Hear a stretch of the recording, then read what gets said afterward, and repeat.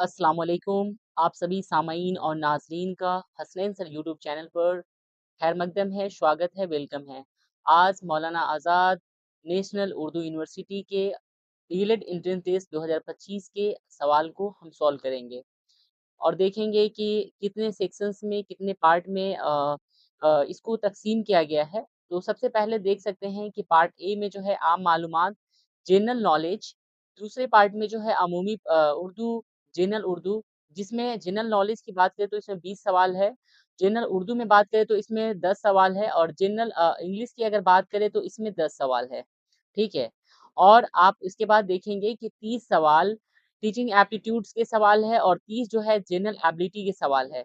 कहीं न कहीं आप देखेंगे कि सबसे मेजर अगर रोल अदा करता है तो टीचिंग एप्टीट्यूड और जनरल मेंटल एबिलिटी यानी रीजनिंग जो सवाल पूछे जाते हैं, ये सबसे अहम होता है।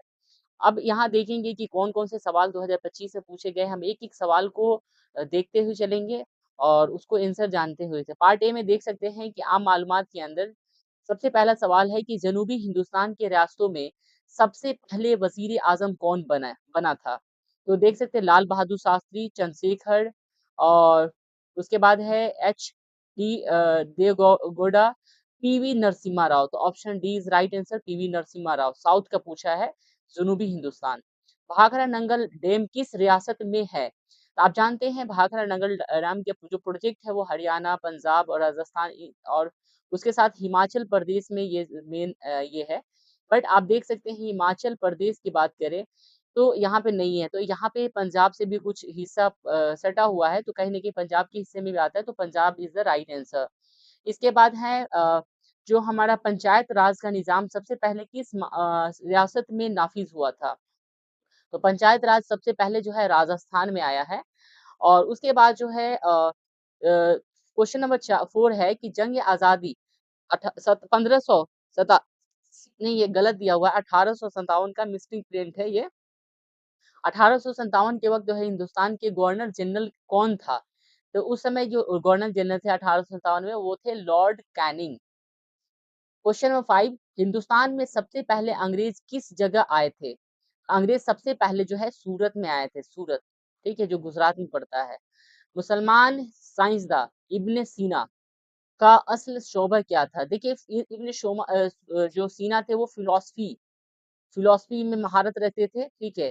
तो आप जानते हैं फिलॉसफी और उसके साथ-साथ जो है मेडिसिन यानी कि मेडिकल यानी कह सकते हैं तब, ठीक है ना? यानी इसमें जो है वो ज़्यादातर ये है तो असल जो शोबा था उनका वो तब था, ठीक है? मेडिसिन था। अब देखिए क्वेश्चन नंबर 7 पहला वर्ल्ड कप क्रिकेट किसने जीता था? देखिए आप जानते हैं वर्ल्ड कप की बात करते हैं तो वो 50 ओवर का वाला होता है, बट टी20 वर्ल्ड कप होता है तो 20 ओवर वाला हम जानते हैं। तो कहीं न कहीं यहाँ पे वर्ल्ड कप की बात की जा रही है तो आप सबसे पहले जो जीता था वो वेस्ट इंडीज़ ने जीता था पहला वर्ल्ड कप। अब इसमें है कि जैन मत के 24वें तीर्थंकर का नाम क्या है? तो आप जानते हैं कि सबसे पहले जो तीर्थंकर थे जैन रिलीजन के, जैन धर्म के वो ऋषभ देव थे। बट यहाँ पे सबसे 24वां पूछा है तो ये फर्स्ट थे, ठीक है? और हमारा जो पार्श्वनाथ थे ये 23वें तीर्थंकर थे और लास्ट जो हमारा आंसर है वो महावीर है, क्योंकि महावीर जो है 24वें तीर्थंकर है। It is the right answer option C. Question number 9 है नालंदा यूनिवर्सिटी की बुनियाद किस हुक्मरान ने रखी थी? तो नालंदा यूनिवर्सिटी जो है कुमार गुप्त ने बनवाया था।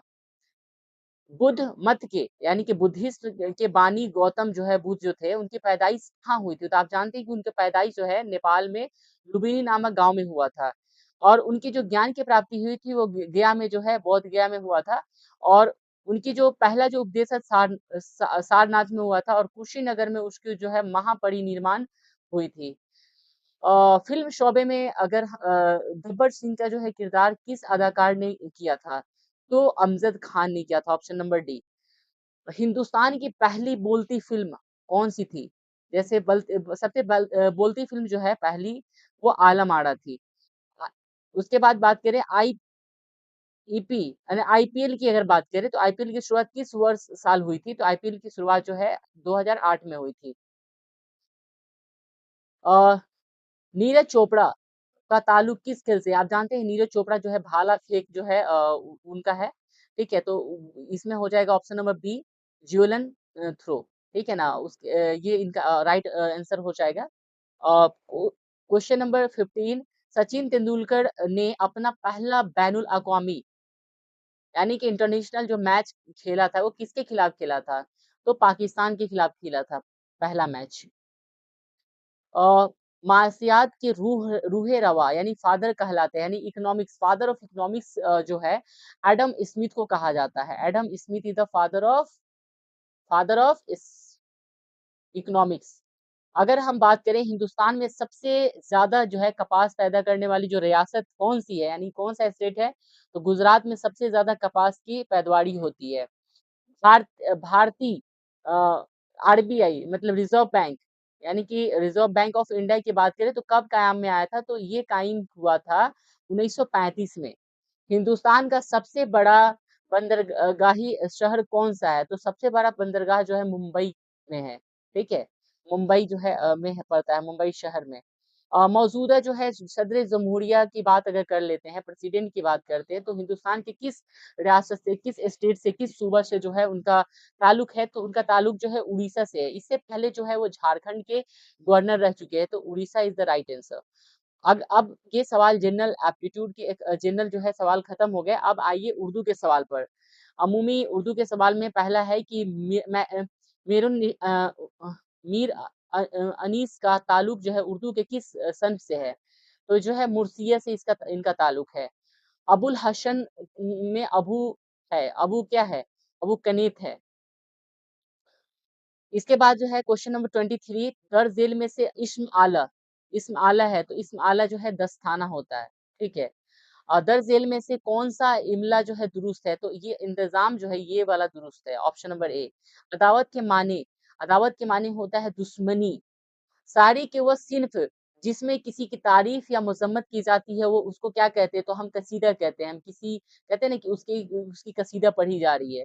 नाविल उमराव जान के अदा के मुसन्निफ कौन थे, तो इसके मुसन्निफ जो है मिर्जा हादी रशवा। ठीक है, ये इसके जो है मुसन्निफ थे। अ, बाबाए उर्दू के नाम से याद किए जाते हैं, किसको याद किया जाता है, तो मौलवी अब्दुल हक को याद किया जाता है। क्वेश्चन नंबर 29, लतीफ किस जिद क्या होता है, तो लतीफ का जिद जो है कसीफ होता है। उर्दू उर्दुए मौला मौला किसकी खतूत का मजमुआ है, तो ये खतूत जो है ये मिर्जा गालिब का है। अब आइए इंग्लिश के सवाल पर। इंग्लिश का सवाल में पहला सवाल है, choose the correct past tense of the verb go. तो गो को जानते हैं कि गो का जो पास्ट फॉर्म होता है वो वेंट होता है। ठीक है, थर्ड फॉर्म होता है गोन होता है, गोइंग फोर्थ फॉर्म होता है, गोज वर्ब का फिफ्थ फॉर्म होता है। तो option C is the right answer. What is the plural of child, तो चाइल्ड का प्लूरल होता है चिल्ड्रेन। इसमें identify the correct passive voice, they will complete the project by Monday. आप जानते हैं कि वर्ब के जो ऑब्जेक्ट होता है उसको सब्जेक्ट बनाते हैं, और सब्जेक्ट को हम क्या करते हैं, उसको ऑब्जेक्ट में तब्दील करते हैं। यानी कि प्रोजेक्ट को पहले रखेंगे तो द प्रोजेक्ट, और विल है तो विल बी हो जाएगा। क्योंकि अगर present simple present future tense में है तो इसको जो है फ्यूचर कंटिन्यूअस टेंस में बनाते हैं। तो the project will be completed by them by Monday, यानी कि देम ऑब्जेक्ट में चला जाएगा, बाय देम बाय मंडे। तो option B is the right answer. Question number 34, select the correct phrasal verb, he could not dash the pressure of exam. तो यहाँ पे सबसे बेस्ट जो यहाँ फ्रेजल वर्ब हुआ cope with, he could not cope with pressure of exam। Question number 35, select the correct antonym of expand. Expand मतलब क्या होता है, फैलाना। तो इसका अगर एंटोनियम की बात करें, उल्टा की बात, अगर अपोजिट वर्ड की बात करें, तो वो हमारा क्या होगा, shrink. Fill in the blanks, I prefer tea dash coffee to coffee to coffee. Select the grammatically correct sentence. आप जानते हैं कि यहाँ पे देख सकते हैं कि one of the student are absent, ये गलत है। One of the students, students का एक ग्रुप है, मतलब स्टूडेंट है प्लूरल फॉर्म में, और उसमें से एक स्टूडेंट की बात हो रही है कि उसमें एक स्टूडेंट अब्सेंट है, तो ये it is the right sentence. Identify the correct tense, she has been living here since 2010। अब यहाँ पे देखिए कि ये किस में है, तो प्रेजेंट टेंस में तो है, but present perfect continuous tense में है। What is the plural of mouse, mouse का प्लूरल होता है mice. Choose the correct preposition. Preposition में है कि he jumped dash the river, तो he jumped into the river, किसी चीज के अंदर समा जाना या जंप करना कहीं ना कहीं इनटू उसमें इस्तेमाल किया जाता है। ठीक है, अब पार्ट बी के यहाँ तक जो है पार्ट ए था। पार्ट बी जो है टीचिंग एप्टीट्यूड से स्टार्ट होता है। तो टीचिंग एप्टीट्यूड में 41 नंबर सवाल है।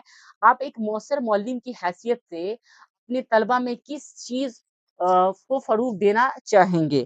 तो आप जानेंगे सिर्फ निसाबी सरगर्मियों में दिलचस्पी, सख्ती से क्लास में नज़्म व ज़ब्त कायम रखना, तलबा को ज़्यादा से ज़्यादा होमवर्क देना, तलबा में खुद इत्मीनान, खुद इन्हसार पैदा करना। तो option D is the right answer. 42 तदरीस के दौरान अगर कोई तालिब इल्म बार-बार नाराज़गी ज़ाहिर करते हो तो मौलिम को क्या करना चाहिए? तो मौलिम को फ़ौरन डाँटना चाहिए, क्लास से बाहर निकाल देना चाहिए, नरमी से उसकी नाराज़गी की वजह मालूम करना चाहिए, नरमी से उसकी नाराज़गी का वजह मालूम करना चाहिए। साबका मालूमात की तदरीस में क्यों अहमियत दी जाती है? देखिए, जब तक हम साबका मालूमात इसलिए करते हैं क्योंकि नई मालूमात को पुरानी मालूमात से क्या करते हैं? जोड़ने के लिए, जोड़ करके उसको पढ़ाए, कनेक्ट करे, रिकनेक्ट करे उसको, ठीक है? ऑप्शन नंबर क्वेश्चन नंबर 44 आप एक मौलिम की हैसियत से तदरीसी का कामयाबी का अंदाज़ा कैसे करेंगे? तो आप जानते हैं कि ज़्यादा से ज़्यादा हाज़िरी करवाकर ऐसा कुछ नहीं है, ठीक है? हर सबक को आखिर में सवाल पूछकर ऐसा कुछ नहीं है। तलबा में मुस्बत तब्दीली लाकर बिल्कुल, तलबा में जो पॉज़िटिव चेंजेज़ है, वो पॉज़िटिव चेंजेज़ ला कर के हम क्या कर सकते हैं ये कर सकते हैं, ठीक है? तो ये option number C right answer. 45 तदरीसी अमल में मुशाहिदा का मकसद क्या होना चाहिए? तो मुशाहिदा करने का मेन मकसद होता है कि सिर्फ़ तफ़रीह करना नहीं, तलबा की हरकत सिकनात पर नज़र रखना नहीं, सीखने के अमल को बेहतर बनाना, ज़रूरियात को समझना। ये हो सकता है बट बेस्ट ऑप्शन तलबा के बारे में हर किस्म की मालूमात हासिल करना, जो भी तलबा के बारे में हो, वो हर किस्म की मालूमात जो है तलबा के बारे में हासिल कर सके। Option number D is the right answer. आपके नज़दीक सबसे बेहतर तदरीसी तरीका कौन-सा है? यानी पढ़ाने का जो तरीका है, वो सबसे बेहतर तरीका कौन-सा है? तो तलबा में का आपस में तबादला ख़्याल करना, ये डिस्कशन की बात हो रही है, तलबा को लेक्चर देना, तलबा की जानिब से सवाल पूछना, तलबा का इनफ़रादी तौर पर मुताला करना। तो सबसे बेस्ट ऑप्शन हो जाएगा तलबा की जानिब से सवाल पूछना। क्वेश्चन नंबर 47 जॉन डेवी, ठीक है? जॉन डेवी के मुताबिक जो है तालीम की बुनियादी तौर पर क्या है? ठीक है, बुनियाद की बात करें तो महज़ मालूमात देना ऐसा कुछ नहीं है, तलबा की मुस्तक़बिल की ज़िंदगी के लिए तैयार करना ऐसा नहीं है, माशरे में फ़ाल किरदार अदा करने के काबिल बनाना, यानी कि उस तरह से एक गुड सिटिज़न बनाएँ कि वो सही से माशरे में, सोसाइटी में सोशलाइज़ हो सके, रह सके, अपना रोल अदा कर सके। रस्मी तालीम की अहम मिसाल क्या है? तो रस्मी तालीम की अहम मिसाल ट्यूशन पढ़ाना, स्कूल में तदरीस, सफ़र के दौरान सीखना या सड़क के किनारे खेलने बताता रस्मी तालीम यानी ट्रेडिशनल की बात अगर करें तो स्कूलों में तदरीस जो है, कहीं न कहीं एक रस्मी की अहम मिसाल माना जाता है, ठीक है? ट्यूशन तो ये हो सकता है। Option number B. अब अगर एक मौलिम सिर्फ़ मख़सूस तलबा पर तवज्जो दे, तो उसका असर क्या होता है? बाकी तलबा में हशद पैदा होता है, बिल्कुल, यही आंसर है क्योंकि जब टीचर जो है किसी एक तलबा पर ये करते हैं तो दूसरे बच्चे जो है हशद करते हैं उस बच्चे से, ठीक है? मुअल्लिम और तलबा, तालिबे इल्म के दरमियान मुस्बत ताल्लुकात के लिए कौन-सा रवैया ज़रूरी है? कौन-सा रवैया? अगर पॉज़िटिव अगर ताल्लुकात बनाना है तो कौन-सा रवैया ज़रूरी है? सख्ती होनी चाहिए, अदम दिलचस्पी होनी चाहिए, हम हमदर्दी और एहतराम होना चाहिए। तो हमें हमदर्दी और एहतराम करना है बच्चों के साथ, तभी वो क्या करेंगे, एक मुस्बत ताल्लुकात बना सकते हैं। क्वेश्चन नंबर 51 तलबा के अंदर सीखने की रग़बत कैसे पैदा की जा सकती है? उन्हें सज़ा देकर ऐसा कुछ नहीं है। उन्हें ज़ाती तौर पर हौसला देकर, उनका मज़ाक उड़ाकर, बिल्कुल बच्चों का मज़ाक तो बिल्कुल ना उड़ाएँ। उनको खामोश रहने पर मजबूर करके, नहीं। उन्हें सज़ा देकर नहीं, उन्हें ज़ाती तौर पर हौसला दे कर के। अगर वो बच्चे कहीं सीख नहीं पा रहे हैं, तो उन्हें हौसला देना है, उन्हें समझाना है, उसे मोटिवेट करना है। देखिए, सिंपल सी बात है अगर टीचिंग एप्टीट्यूड की हम बात करें तो हमेशा बच्चों की को ध्यान रखना है, बच्चों को सुप्रीम पावर समझना है कहीं न कहीं। यानी टीचर तो है टीचर, बट बच्चों को हमेशा अहमियत देने की बात होती है। क्वेश्चन नंबर 52 की अगर बात करें तो एक मिसाली मुअल्लिम को सबसे अहम खूबी क्या होनी चाहिए? सख्ती? नहीं।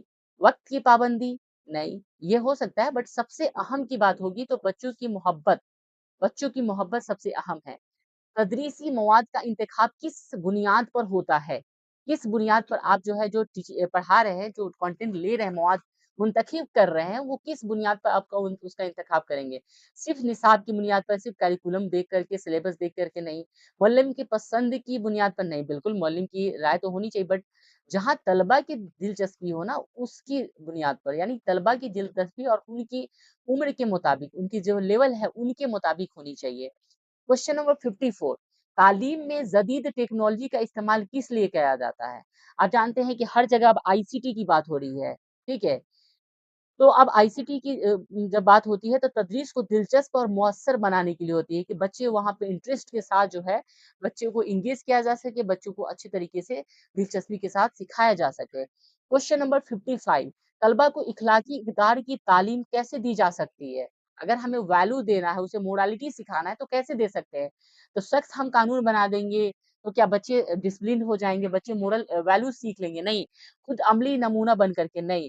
हाँ, बिल्कुल। अगर आपको बच्चे को में सही से अगर मोरालिटी डेवलप करनी है, वैल्यूज़ डेवलप करना है, तो एज़ अ टीचर आपको उनके लिए एक क्या बनना पड़ेगा, एक आपको उनको एक नमूना पेश करना पड़ेगा। एक ऐसा पर्सन एक बनना पड़ेगा जो आपको वो मतलब आपको आपसे गाइडेंस ले, आपसे मोटिवेट हो, ठीक है? और आपकी वैल्यूज़ को वो अपने अंदर इनकलकेट करने की कोशिश करे। अगर तलबा आपकी बातों पर तवज्जो ना दे तो आप क्या करेंगे? एज़ अ टीचर क्या करेंगे? तो तदरीस का तरीका बदल देंगे, ठीक है? प्रिंसिपल से शिकायत करेंगे। बच्चे अगर नहीं सुन रहे हैं आपकी बात तो आप पढ़ाने का जो तरीका है वो बदल देंगे, ठीक है? बिल्कुल तरीका बदल देंगे। आपका आप कामयाब मुअल्लिम की पहचान क्या है? कामयाब मुअल्लिम की पहचान यही है कि तलबा का उससे डरना नहीं, हर वक़्त खामोशी, तलबा का उससे मोहब्बत करना, बिल्कुल। एक कामयाब मुअल्लिम वही होता है जिससे वो तलबा का उससे मोहब्बत होता है, तलबा उसको पसंद करते हैं, ठीक है? तभी जाकर के उनकी क्लास में अच्छे तरीके से सीखने की कोशिश करते हैं। क्वेश्चन नंबर 58 तलबा के दरमियान जो है रूही सरगर्मियाँ किस लिए मुफ़ीद होती है? यानी कि वक़्त गुज़ारने के लिए नहीं, सिर्फ़ तफरीह के लिए नहीं, बाहमी ताउन, क़यादत और सीखने को फ़रोग़ देने के लिए बिल्कुल सही बात है। सीखने के लिए जो है बाहमी ताउन के लिए ये किया जाता है। तालीम का सबसे बड़ा मकसद क्या होता है? तो नौकरी हासिल करना? बिल्कुल नहीं। इम्तिहान में कामयाब होना? बिल्कुल नहीं। ठीक है? इंसान की शख्सियत की मुकम्मल नशोनुमा बिल्कुल। होलिस्टिक डेवलपमेंट जो है, ह्यूमन का होलिस्टिक डेवलपमेंट हो सके इसलिए तालीम जो है बहुत ही ज़रूरी होता है। अगर एक तालिबे-इल्म बार-बार गलती करता है तो आपका रवैया क्या होगा? सख्त सज़ा देंगे? नहीं। उसे नज़रअंदाज करेंगे? नहीं। नरमी से उसकी गलती की निशानदेही करेंगे। यानी कि क्या-क्या उसने गलत किया है, नरमी से उसको समझाने की कोशिश करेंगे, उसको आइडेंटिफ़ाई करवाएँगे कि वो क्या गलती कर रहे हैं। क्वेश्चन नंबर 61 तालीम में तशद्दुद के इस्तेमाल का नतीजा क्या निकलता है? तलबा ज़्यादा मेहनत करते हैं, तलबा डर के मारे पढ़ते हैं, तलबा की तालीम से नफ़रत करने लगते हैं, नज़्म-ज़ब्त बेहतर होता है। कहीं न कहीं जो है तालीम में तशद्दुद का इस्तेमाल का नतीजा ये होता है कि तलबा जो है तलबा मतलब नज़्म-ज़ब्त जो है बेहतर हो जाता है, ठीक है? मतलब क्वेश्चन नंबर 62 तलबा में तख्लीकी सलाहियतों को किस तरह बढ़ाया जा सकता है? तो उन पर पाबंदियाँ लगा कर के नहीं, उन्हें सिर्फ़ रटने पर मजबूर करके बिल्कुल रॉट मेमोराइज़ेशन तो कराना ही नहीं है, उन्हें आज़ादाना इज़हार का मौका दे कर के बिल्कुल। तब अब उनको फ्री छोड़ेंगे तो वो कंस्ट्रक्टिव लर्निंग कर सकेंगे और वो अपनी सलाहियतों को फ़रोग़ दे सकेंगे। क्वेश्चन नंबर 63 एक मौसर सबक की खासियत क्या होती है? तवील हो, पेचीदा हो, दिलचस्प, वाज़ेह और बामकसद हो। बिल्कुल जब हम एक सबक तैयार कर रहे हैं तो बिल्कुल उसका मकसद पहले तैयार हो, एकदम वाज़ेह हो और बिल्कुल इंटरेस्टिंग हो। तलबा की रहनुमाई में मुअल्लिम का किरदार क्या होता है? सिर्फ़ पढ़ाना, उन पर कंट्रोल रखना, उनके मसाइल की रहनुमाई करना, बिल्कुल टीचर एज़ ए फैसिलिटेटर होना चाहिए, उनके जो मसले-मसाइल हैं, उनको फैसिलिटेट करने वाला होना चाहिए। तदरीसी हिकमत अमली का मतलब क्या है? तलबा को उलझाना, निसाब को तवाना रटवाना, सबक को मौशर अंदाज में सिखाने का मंसूबा। बिल्कुल यही होना चाहिए। यानी कि सबक को एक मौशर अंदाज में एक अच्छे तरीके तदरीस के साथ हम सिखा सकें। मुअल्लिम को तदरीस के दौरान उससे ज़्यादा तवज्जो किस चीज़ पर देनी चाहिए? तो वक़्त की पाबंदी, तलबा की सरगर्मी पर, अपने बोलने के अंदाज़ पर, तलबा के सीखने के हालात पर। बिल्कुल, तलबा कैसे सीख रहे हैं, वो सीख रहे हैं कि नहीं सीख रहे हैं, उनकी सिचुएशन क्या है, वो कितना सीख पा रहे हैं, उस पर ज़्यादा ध्यान देना है। तलबा में एतमाद पैदा करने के लिए मुअल्लिम को क्या करना चाहिए? उन पर तनकीद, उनकी हर बात पर शक, उनकी बात को तवज्जो से सुनना, उन्हें बार-बार टोकते रहना। तो उनकी बातों को मतलब तवज्जो के साथ सुनना है। तभी जाकर के तलबा के साथ हम एतमाद पैदा कर सकते हैं। तलबा को ये एहसास दिला सकते हैं कि हम उनकी जो भी आइडियाज़ हैं, उस आइडियाज़ को हम एक्सेप्ट कर रहे हैं। क्वेश्चन 68 एक मौलिम को अपनी तदरीस को की बेहतरी के लिए क्या करना चाहिए? तो मुसलसल सीखना और खुद तनकीदी एक ही तरीके बार-बार अपनाना, सिर्फ़ तनख्वाह पर तवज्जो देना ये बिल्कुल नहीं, सिर्फ़ निसाब मुकम्मल करना नहीं, मुसलसल सीखने पर और तनकीदी सोच को फ़रोग़ देने पर से क्या होता है कि मुअल्लिम अपनी तदरीस में बेहतरी कर पाते हैं, उनका प्रोफ़ेशनल डेवलपमेंट हो पाता है। 69 तालीम में बसरी अशिया यानी विज़ुअल एड्स का इस्तेमाल क्यों किया जाता है? जैसे हम टीएलएम करते हैं, वीडियोज़ के फ़ॉर्म में करते हैं, फ़ोटोज़ दिखाते हैं, तो कहीं न कहीं ये बसरी जो विजुअल ऐड से क्यों दिखाया जाता है? क्योंकि बच्चों को सही तरीके से सिखाया जाए यानी सबक को मज़ीद वाज़ेह और दिलचस्प बनाने के लिए कि बच्चे इंटरेस्ट के साथ सीख सकें। ठीक है? अगर कोई तालिब-इल्म क्लास में सवाल न करे तो आपको क्या क्या करेंगे? तो सवाल नहीं करते हैं तो उनको नरमी से सवाल करने की तरकीब देंगे कि वो किस तरह से सवाल पूछ सकते हैं, हमने क्या पढ़ाया, वो कैसे-कैसे चीज़ें हम नहीं अगर बच्चे सवाल करते हैं तो हम खुद उसको बता सकते हैं कि आप इस तरह से सवाल पूछ सकते हैं। अब यहाँ तक हमारा जो है टीचिंग एप्टीट्यूड कंप्लीट हो गया है, अब यहाँ से मेंटल एबिलिटी के सवाल स्टार्ट होंगे। तो अब देखेंगे पहला सवाल है सीरीज़ 1, 4, 22, 46 और यहाँ पे खाली मिसिंग नंबर को आपको तलाश करना है। तो ये जो क्वेश्चन है वो गलत है। आप यहाँ पे देखिए 1, 4, 10 होना चाहिए यहाँ पे, 10 मिस कर गया है, 22 और 46 क्योंकि इसमें कोई सीक्वेंस नहीं बन रहा है, ये गलत है। अब देखिए यहाँ पर कि इसके बीच 3 का गैप है, इसके बीच 3, 6 का गैप, इसके बीच 12 का गैप और इसके बीच कितने का गैप होगा? 24 का। अब देख सकते हैं 3 2 ज़ा 6, 6 2 ज़ा 12, 12 2 ज़ा 24 और 24 2 ज़ा 48 तो 48 ऐड करेंगे तो कितना हो जाएगा आपके आंसर 94 हो जाएगा। तो 94 इज़ द राइट आंसर ठीक है? कौन-सी इस्लाह तरतीब में आगे आती है? देखिए आप देख सकते हैं ए, सी, एफ, आर तो आप देख सकते हैं एसी का जो प्लेस वैल्यू है 1 है ए का प्लेस वैल्यू 1 है, सी का प्लेस वैल्यू 3 है, एफ का प्लेस वैल्यू 6 है और एस का प्लेस वैल्यू 8 है। सबसे पहले आप एक चीज़ याद कर लीजिए, ठीक है? आपको इसको बताने से पहले इज़ोती एक फॉर्म याद कर लीजिए, इज़ोती हम लिख देते हैं यहाँ पे अच्छे से इसको आप लोग याद कर लीजिए।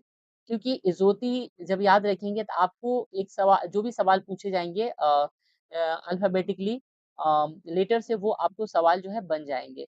ठीक है? आपको ज़्यादा रटने की ज़रूरत नहीं पड़ेगी इसके प्लेस वैल्यू को। तो ई 5 प्लेस है, जे का 10 है, ओ का 15 है, टी का 20 है और वाई का कितना है 25 है। तो 5 का टेबल हो गया और ऊपर में इज़ोती हो गया। ये टेबल वैल्यू अगर याद रखते हैं तो आसानी से आप कोई भी वैल्यूज़ को बैक में या उसके नेक्स्ट वाले वैल्यूज़ को प्लेस वैल्यू को याद रख सकते हैं। एच का प्लेस वैल्यू 8 है। आप यहाँ देख सकते हैं के का प्लेस वैल्यू क्या हो जाएगा, ठीक है? 11 हो जाएगा, एम का प्लेस वैल्यू 13, पी का प्लेस वैल्यू जो है 16 और आर का प्लेस वैल्यू 18। अब देखिए कि यहाँ से 1 है और 1 के बाद में अगले नंबर पे जब आ रहे हैं तो वो 6 हो जा रहा है, यानी कि 5 का गैप हो रहा है। फिर 6 के बाद यहाँ आ रहे हैं तो 5 का गैप हो रहा है, 11 हो जा रहा है। फिर 11 के बाद 16 और अब 16 में अगर 5 ऐड करेंगे तो कितना होगा? 21 होगा और सब में 1-1 का गैप है, यानी +2 किया जा रहा है, यानी कि 1 है तो 3, 6 है तो 8 तो यहाँ पे 22 है तो 23। तो इसका प्लेस वैल्यू देख सकते हैं 20 पर क्या आ रहा है? टी आ रहा है। तो 21 पर क्या आएगा? टी के बाद यू आएगा। 23 पर यू, वी, डब्ल्यू डब्ल्यू आ जाएगा, तो W is the right answer, option A. मुसाहबा, मुसाहबा जोड़ी के मुकम्मल करे, गरम जो है तंदूर, तो ठंडा क्या होगा, तो ठंडा के लिए हम एयर कंडीशनिंग का इस्तेमाल करेंगे, ठीक है, एयर कंडीशन। मुबासा जोड़ी को मुकम्मल करे, प्रोफेसर जो है लेक्चर देते हैं, तो डॉक्टर क्या देते हैं, दवाई देते हैं आप लोग को, ठीक है, सॉरी, बीमार बीमार को दवा दवा देते हैं। मुख्तलिफ और लफ्ज को इंतखाब करे, ठीक है, चुने। तो आप देख सकते हैं कि यहाँ पे जिराफ है, यहाँ पे बब्बर है, शेर है, घोड़ा है, तो देखिए सब में ये सभी जो है जंगली जानवर है, सभी जो है जंगली है, बट यहाँ पे देख सकते हैं घोड़ा जो है आपका राइट आंसर हो जाएगा, क्योंकि ये एक पालतू जानवर है, ये जंगल में नहीं रहते हैं। दी गई जो है तरतीब में मुख्तलिफ ऑड अददी जोड़े या ग्रुप का इंतखाब करना है।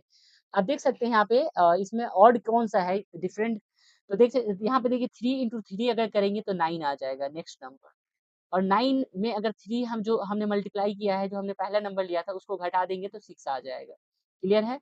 और फिर हम 6 को 2.5 से अगर हम गुना कर देंगे तो हमें कितना मिल जाएगा, 15 मिल जाएगा, तो क्लियर है। यहाँ पे देखिए 6 है, 6 में 3 से मल्टीप्लाई करेंगे और फिर तो 18 आ जाएगा। 18 में अगर हमने 6 को घटा लिया तो कितना आ जाएगा, 12 आ जाएगा। फिर 12 में हम अगर 2.5 से मल्टीप्लाई कर देंगे तो 30 आ जाएगा। तो ये भी सेम सीक्वेंस को फॉलो कर रहा है, तो राइट है। बट यहाँ देखिए 4 3 अगर करेंगे तो 12 आना चाहिए, यहाँ पे क्या है 16 है, तो ये राइट आंसर हो जाएगा। बट यहाँ पे इस वाले क्वेश्चन को गलत दिया गया है, इसमें दो ऑप्शन राइट आंसर है। यहाँ पे देखिए 12 3 करेंगे तो 36 आएगा, बट यहाँ देखिए, यहाँ पे देखिए अगर 12 को हम 3 से मल्टीप्लाई किए तो 36 आएगा, फिर 12 घटाएंगे तो 24 आना चाहिए ना, तो यहाँ पे 21 है, अगर 24 कर देंगे तो ये राइट हो जाएगा। और ये इसमें थोड़ा सा करेक्शन करने की जरूरत है क्वेश्चन में। देखिए देखिए यहाँ पे कोडिंग दिया गया है, इसमें देखिए मखसूस कोडिंग दिया गया है जिसमें लिखा हुआ है CNODMEN, ठीक है। और किसको कोड किया गया है, कोड में इसको कोड किया गया है CONDEMN, इसको कोड किया गया है इसमें। तो देखिए सबसे सामने सामने ये क्लियर है, और यहाँ क्रॉस में है, ये सामने सामने है, यहाँ क्रॉस में है, और ये सामने सामने है। तो बिल्कुल आप टीचर को भी वैसा ही लिख सकते हैं, TEACHER। ये भी क्वेश्चन गलत मुझे लग रहा था, देखिए क्योंकि यहाँ पे देखिए एक ही ऑप्शन जो है दोनों जगह एक जैसा दिया हुआ है, तो कैसे हो सकता है। अब यहाँ पे चेंज करेंगे तो पहले को तो सेम ही लिखेंगे, टी लिखेंगे, इसको एक्सचेंज करेंगे तो ए इधर आ जाएगा और इधर आ जाएगा, इसको सेम लिखेंगे तो सी आ जाएगा, और इसको एक्सचेंज करेंगे तो एच इधर आ जाएगा और ई इधर आ जाएगा, और आर। देखिए इसमें कोई ऑप्शन दिख रहा है क्या, ठीक है, टी ए ई, बट सी है, सी के बाद यहाँ पे ई होना चाहिए तो एच दे दिया है, फिर ई यहाँ पे ई होगा, फिर एच होगा, फिर आर होगा, तो ये कोई भी ऑप्शन में नहीं है, तो इन दोनों में से कोई ऑप्शन, दोनों ऑप्शन होना चाहिए। अगर देखिए अगर आपने टिक किया है ये सारे क्वेश्चन, 4-5 क्वेश्चन मैंने गलत देखा है, तो उसमें सभी को नंबर मिलेगा जो बना के आएंगे, कोई भी ऑप्शन अगर टिक करके आते हैं तो सभी को नंबर ऐड ऑन होगा। और देखिए यहाँ पर कि नंबर कोडिंग में जो है जेड को 52 है, एम को 26 है, और ए को जो है 2 है। तो आप जानते हैं प्लेस वैल्यू ए का 1 होता है तो डबल कर दिया गया है, एम का 13 होता है तो 26 कर दिया गया है, जेड का 26 होता है तो 52 कर दिया गया है। तो बेट है, तो बेट को आप जानते हैं, बेट का बी का जो है प्लेस वैल्यू कितना हो गया, 2 है, 2 टू जा 4, डबल कर देना है, प्लस ई का 5 है तो 5 टू जा 10 कर देना है, और टी का 20 है, 20 का 20 टू द 40, टोटल कितना हो जाएगा, आपका आंसर हो जाएगा आपका 54 इज द राइट आंसर। ए और बी भाई है, देखिए अब ए और बी दोनों एक दूसरे का भाई है, सी और डी जो है बहन है, सी और डी जो है दोनों बहनें हैं, तो ए का बेटा डी का भाई है, यानी ए का जो बेटा है ना, ए का जो बेटा है वो डी का भाई है। जैसे ए का बेटा मान के चलिए ई है, ए का बेटा ई है, तो ये जो है डी का भाई है। अगर वो डी का बेटा जो है अगर डी का भाई है तो डी इसकी बहन है, इसकी बहन है, तो डी की बहन ये है, तो अब बताइए कि बी का सी से क्या संबंध है, तो बिल्कुल इसका भाई है। तो अगर ये ये ई की बहन है डी, तो डी की बहन सी है, तो बिल्कुल ये इसका भाई है, तो क्या लगेगा, ये अंकल लगेगा, क्या लगेगा, बी का सी से क्या रिश्ता होगा, अंकल होगा, क्योंकि बेटी अगर बाप का अगर भाई है तो बेटी का क्या रिश्ता होगा? अंकल का रिश्ता होगा। एक शख्स ने औरत से कहा एक औरत से कहा कि तुम्हारी जो है माँ के शौहर की बहन मेरी खाला है, तो औरत का मर्द से क्या ताल्लुक है? ठीक है? देखिए इस कंडीशन में आप कोशिश करेंगे कि सवाल को अपने मतलब अपने पर कोरिलेट करके बनाएँगे तो ज़्यादा वो याद रख पाएगा। जैसे आप अपने आप को रखेंगे एक शख्स की जगह पर, ठीक है? यानी कि हम एक औरत के यानी पूछ रहे हैं, बोल रहे हैं कि तुम्हारी जो माँ है, माँ के शौहर की जो बहन है, वो क्या है? हमारी खाला है। यानी कि तुम्हारे फादर की जो बहन होगी वो हमारी खाला होगी। खाला होगी तो वो फादर हमारे क्या लगेंगे? मामू लगेंगे और मामू की जो तुम बेटी हो, क्योंकि तुम्हारी माँ के शौहर है, बेटी है तो तुम्हारा और मेरा रिश्ता क्या होगा? तो बिल्कुल बहन-भाई का होगा, क्या होगा? सुनते औरत का जो है मर्द से क्या रिश्ता होगा? तो बहन का रिश्ता होगा। अब सवाल है कि यहाँ पे देखना है कि जो सिंक से जुड़ी हुई सवाल है, डायरेक्शन से देखना है। आप जो है शुमाल जाएँगे, दाएँ मुड़े और फिर बाएँ की तरफ जाएँ। आप अब किस सिमत में हैं? अगर डायरेक्शन की बात करें तो आप याद रखिएगा कि ये जो होता है, ये आपका होता है ऊपर में शुमाल होता है। ठीक है? शुमाल हो गया, नीचे में आपका जुनूब होता है और साइड में आपका ये क्या होता है आपका ये इधर होता है मशरिक, इधर मशरिक होता है आपका और इस साइड में आपका मगरिब होता है। आप देख सकते हैं कि जब हम बात करते हैं शुमाल, तो अगर आप शुमाल की जानिब चल रहे हैं, अगर आप दाएँ मुड़ जाते हैं, तो इस साइड में चले आएँगे, मशरिक की जानिब। फिर अगर आप बाएँ मुड़ते हैं, तो फिर आप ऊपर की तरफ चले जाएँगे क्योंकि हम हर एक जब डायरेक्शन बाएँ-दाएँ की बात करें तो हम 90 डिग्री मुड़ते हैं। तो 90 डिग्री यहाँ मुड़े, फिर 90 डिग्री इधर मुड़ेंगे तो हम किस जानिब चले जाएँगे? ऊपर की जानिब, शुमाल की जानिब। तो हम किस डायरेक्शन में होंगे? हम शुमाल के डायरेक्शन में होंगे। वसीम ने 82 क्वेश्चन है, वसीम ने 12 किलोमीटर जुनूब की तरफ सफ़र किया। आप इस तरह से कभी भी फिगर बनाएँगे और सॉल्व करने की कोशिश करेंगे। देखिए, जुनूब यानी नीचे की साइड में है, यानी कि आपको 12 किलोमीटर नीचे की तरफ यहाँ पहुँच गए वसीम। अब जो है फिर जो है दाएँ मुड़ करके 10 किलोमीटर जा रहा है, यानी दायाँ इसका यही साइड इस साइड में है, तो दायाँ इसका इस साइड में है।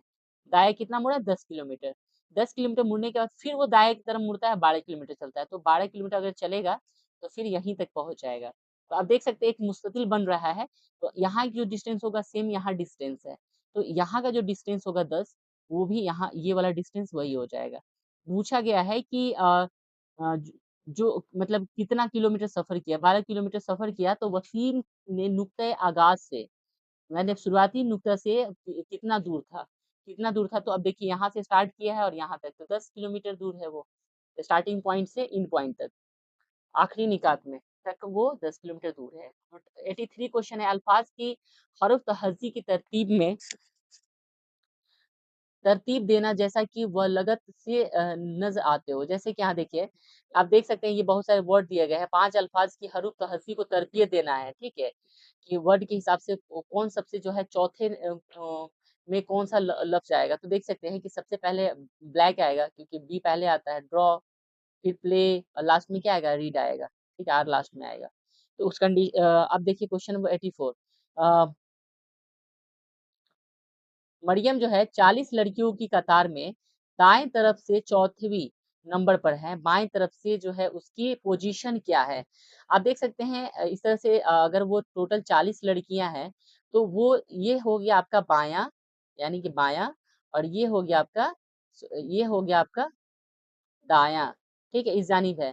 आप देख सकते हैं कि दायाँ और बायाँ है, तो जब दायाँ से वो 14वें नंबर पे है, तो यहाँ मान के चलिए यहाँ पे वो 14 नंबर पे यहाँ पे एक्ज़िस्ट कर रही है। तो इसके लिए क्या होता है टोटल में क्या करते हैं या तो आप क्या करेंगे 1 प्लस कर देंगे और जितना जो है दाएँ अगर बाएँ से पूछा है क्योंकि बाएँ तरफ से उसकी पोज़ीशन क्या है, इधर से पोज़ीशन पूछा जा रहा है। तो क्या करते हैं टोटल में आप 1 जोड़ देते हैं क्योंकि इधर से पूछता तो आप डायरेक्ट बता देते 1, 2, 3, 4 यानी जितना पोज़ीशन है सेम पोज़ीशन रहता है बट उल्टा पूछा है अपोज़िट। आप टोटल में 1 जोड़ेंगे और आप जितना पोज़ीशन दिया गया है दायाँ से घटा लेंगे। तो टोटल कितना है आपका 40 है, 40 में 1 जोड़ेंगे 41 माइनस 14 तो 14 1 में से 14 घटाएँगे तो 27 इज़ द राइट आंसर। आपका जो है कौन-सा पोज़ीशन होगा मरियम का 27 अगर एकम अक्टूबर को जो है अक्टूबर इतवार है तो एकम नवंबर कौन-सा होगा? देखिए 1 अक्टूबर से जो है 30 अक्टूबर की हम बात करते हैं तो 30 दिन होगा, ठीक है? और 1 अक्टूबर जो है 31 दिन होगा, तो 31 दिन में कितना सप्ताह होता है? जोड़ लीजिए, डिवाइड कर लीजिए, 7 चौका 28, तो यहाँ पे 7 सप्ताह तो हो जाएगा, बट 3 दिन जो है आपको रिमेनिंग बचेगा। तो 3 दिन जब बचेगा आपका, तो 3 दिन इतवार के बाद जोड़ सकते हैं आप, तो इतवार, सोमवार, मंगल और बुध, थर्ड हो जाएगा, बुध हो जाएगा आपका। यहाँ पे क्या है कि अगर प्लस को हम गुना लिखते हैं, गुना को जो है हम घटाव लिखते हैं इस तरह से, और भाग को जो है हम जोड़ लिखते हैं, तो घटाव का मतलब है भाग। तो मुंदरजा जेल में से कौन-सा नतीजा होगा? तो देख सकते हैं आप यहाँ उसको अरेंज कर लीजिए। 175 घटाव है तो घटाव को आप क्या लिखते हैं? ठीक है, तो आप घटाव को जो है भाग लिखते हैं, तो भागा 25 यही चेंज कर लीजिए। अब भाग को आप क्या लिखते हैं? यहाँ देखिए, भाग का मतलब है जोड़, यहाँ जोड़ कर लीजिए 5। अब प्लस, प्लस है तो प्लस का आप क्या लिखते हैं? गुना लिखते हैं, तो गुना जो है लिख लीजिए, 20 है तो 20 लिख लीजिए। आप गुना का क्या लिखते हैं? गुना का आप घटाव लिखते हैं, घटाव 3 कर लीजिए। जोड़ का क्या लिखते हैं? आप गुना लिखते हैं तो गुना कर लीजिए 10 से। अब ये चेंज कर दिए, अब यहाँ पे ये कीजिए 25 सत्ते 175, अब प्लस 5, 5 गुने 20, देखिए गुना पहले होता है तो गुना का काम करेंगे तो 100 हो जाएगा डायरेक्ट, 20 पचे 100, और ये 3 रहेंगे 30 हो जाएगा। अब देखिए ये जोड़ेंगे, ऐड करेंगे तो 107 माइनस 30 कितना हो जाएगा? 77, 77 is the right answer, option number A. Question number 87 देख लेते हैं। अगर जो है ए ग्रेटर देन जो है बी, ठीक है, बी ग्रेटर देन सी और सी ग्रेटर देन डी, फिर मुंदरजा जेल में से कौन सा नतीजा यकीनी तौर पर गलत है? तो देखिए ए बड़ा है बी से, बी बड़ा है सी से, और सी बड़ा है डी से। तो आप देख सकते हैं कि ऑप्शन सी गलत है यहाँ पे दिया हुआ, बाकी सब राइट है। द जेल को बामानी तरतीब में तरतीब दे, मसावरत, बीमारी, डॉक्टर, इलाज और बाज़याबी। देखिए सबसे पहले बीमारी होगी तो डॉक्टर के पास जाएँगे, डॉक्टर के पास जाएँगे तो फिर क्या होगा? मशावरत होगा तो फिर इलाज किया जाएगा तो फिर यानी हम क्या हो जाएँगे?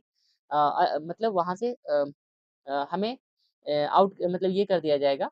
तो कहीं न कहीं सबसे पहले आपका क्या होगा? बीमारी, तो 3 पहले बीमारी यानी 2, 2 के बाद डॉक्टर के पास जाए, 2 के बाद 3, 3 के बाद जो है आप मशावरत करेंगे तो 1, तो उसके बाद 4 फिर 5, option number A is the right answer. दर्ज झेल को मुंतकी तरतीब में तरतीब दे।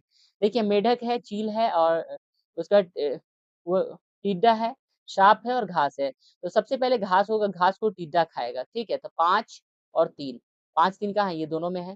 फिर 3 के बाद जो है टिड्डा को कौन खाएगा? टिड्डा को मेढक खाएगा, तो 3 के बाद 1 पर आएँगे, तो option number C is the right answer. फिर 4 पर जाएँगे, फिर साँप मेढक को खा जाएगा, फिर लास्ट में साँप को चील खा जाएगा। अगर आप जो है 1 से 100 के तमाम नंबर लिखते हैं, तो 3 को कितनी बार लिखेंगे? तो आपको पता होना चाहिए 3 जो है कितनी बार लिखाएगा? 20 टाइम्स जो है लिखेंगे। आज जो है वरुण को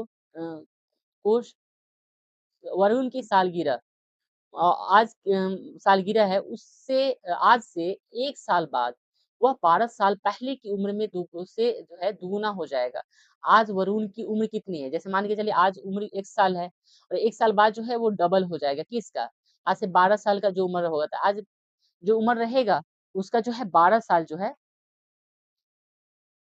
आज से 1 साल बाद जो है, वह जो है 12 साल पहले की उम्र से दोगुना हो जाएगा। तो 12 साल हम मान लिए, इसकी उम्र अ, अभी उम्र 1 साल है, तो अगर 1 साल जोड़ देंगे तो वो 1 साल बाद जो है डबल हो जाएगा उम्र का। तो कितना? तो 12 साल जो पहले की उम्र थी, तो 12 साल पहले क्या होगी उम्र? आज की उम्र से 12 माइनस कर देंगे और उस कितना हो जाएगा?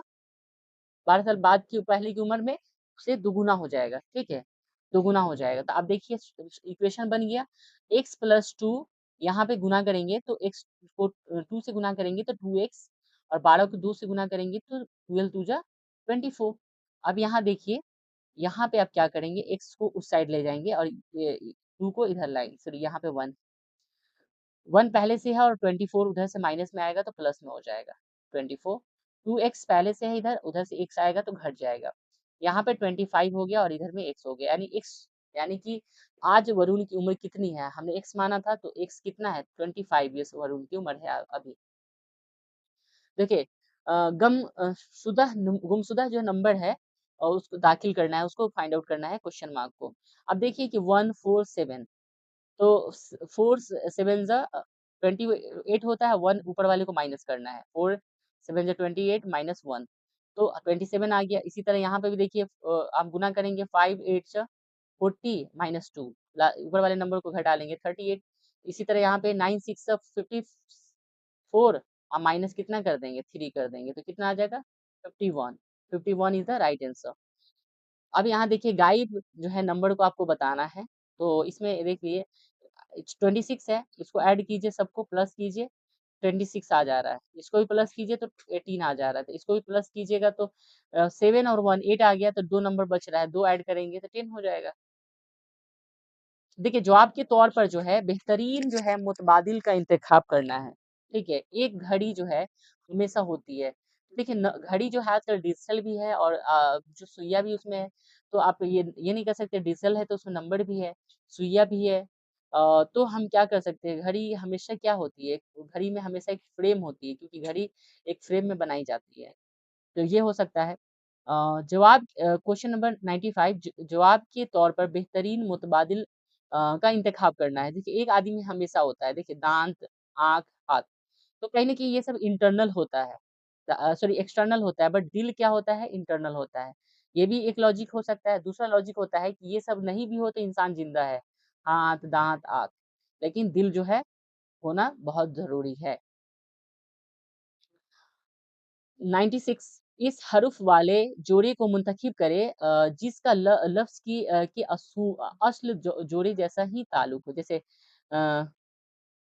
कैनवास, पेंट तो क्या हो सकता है चमड़ा, जूता, छेनी लकड़ी, संगमरमर मुजस्समा यानी कैनवास में क्या करते हैं पेंटर, कैनवास का पेंटर तो यहाँ पे संगमरमर का क्या हो जाएगा मुजस्समा हो जाएगा। वह हरूफ वाला जोड़ा मुंतखब करे जिसका लफ्ज़ों के असल जोड़े जैसा ही ताल्लुक हो। देखो ऑप्टिमिस्टिक की बात हो रही है। ऑप्टिमिस्टिक यानी कि हमेशा ऑप्टिमिस्टिक हो, अपॉर्च्युनिटी की तलाश हो, एक बेहतर मौके की तलाश में रहता है। पेसिमिस्टिक क्या होता है कि हमेशा जो है आलसी होता है, सुस्त होता है। तो बिल्कुल अपोज़िट है इसका। तो एक्सपोर्ट और इम्पोर्ट बिल्कुल इसके जो है जोड़े जैसा जो है वर्ड है। अगर हम दिल्ली को कोडिंग करते हैं CCIDDD के तौर पर, तो फिर हम बॉम्बे को क्या कोड करेंगे? उसको देखना है, ठीक है? कि बॉम्बे को हम क्या कोड करेंगे? अब देखिए यहाँ पे कि दिल्ली, यहाँ लिख कर के देख लेते हैं क्या रिलेशन है CCIDD देखिए यहाँ पे डी में -1 करेंगे तो सी आ जाएगा। ई में जो है 5 प्लेस वैल्यू है, सी है, -2 करेंगे। फिर एल का 12 वैल्यू है तो आई है तो यानी कि 9 है तो -3 करेंगे। यहाँ पे एच का 8 है और डी का 4 है तो -4 करेंगे और आई का जो है कितना है 9 है तो डी का कितना है 4 है तो -5 करेंगे। यानी कि सभी में सीक्वेंस में -1, -2, -3 कम हो रहा है। तो हम बॉम्बे में भी क्या करेंगे? उसी तरह कर देंगे। B B Bombay. अब देखिए बी में अगर हम -1 करेंगे तो ए हो जाएगा, ठीक है? इसमें -2 हम करेंगे तो क्या हो जाएगा? हमारा एम आ जाएगा, एएम, ठीक है? फिर एम में जो है -3 करेंगे ये प्लेस 13 है तो 10 का प्लेस वैल्यू क्या हो जाएगा? जे हो जाएगा, ठीक है? अब आइए एएमजे, एमजे तो इसी में है तो इसी को लगा दीजिए। बाकी सब उसी तरह हो जाएगा। जैसे वाई है, वाई का देख लीजिए, वाई का 25 होता है।